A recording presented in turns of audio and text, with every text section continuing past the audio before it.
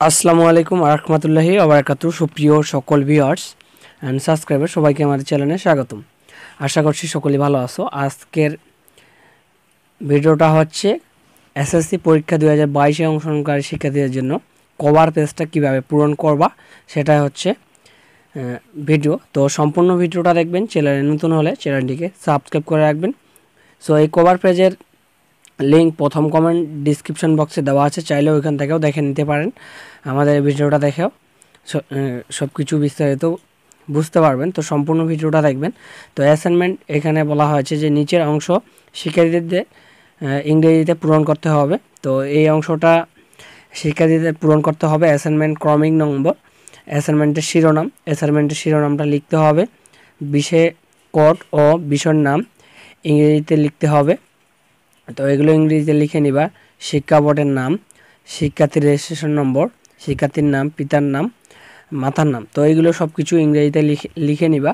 তো লিখে নেওয়ার পর নিচে এখানে যদি আসি, সেক্ষেত্রে নিচের অংশ মূল্যায়নকারী শিক্ষক পূরণ করবে প্রাপ্ত নম্বর ইংরেজিতে লিখতে হবে। তো এটা শিক্ষক পূরণ করবে সেটা এখানে বলে দিছে, এবং নিচের অংশ প্রতিষ্ঠান কৃতজ্ঞ পূরণ করবে। তো নিচের অংশটা প্রতিষ্ঠান পূরণ করবে। তো এগুলো সব কিছু প্রতিষ্ঠান করবে। তো অ্যাসাইনমেন্ট কর্মী নম্বর ইংরেজিতে, অ্যাসাইনমেন্টের শিরোনাম, নিচের অংশ পূরণ করবেন। তো এটা অবশ্যই ইংরেজিতে পূরণ করতে হবে। তো অবশ্যই এটা ইংরেজিতে পূরণ করে নিবা। ইন্টার এখানে প্রতিষ্ঠানের নাম লিখতে হবে।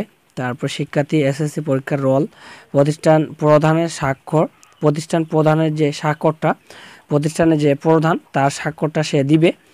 তো উপরের প্রতিষ্ঠানের নাম এবং এসএসসি পরীক্ষার রোলটা লিখে নিবা।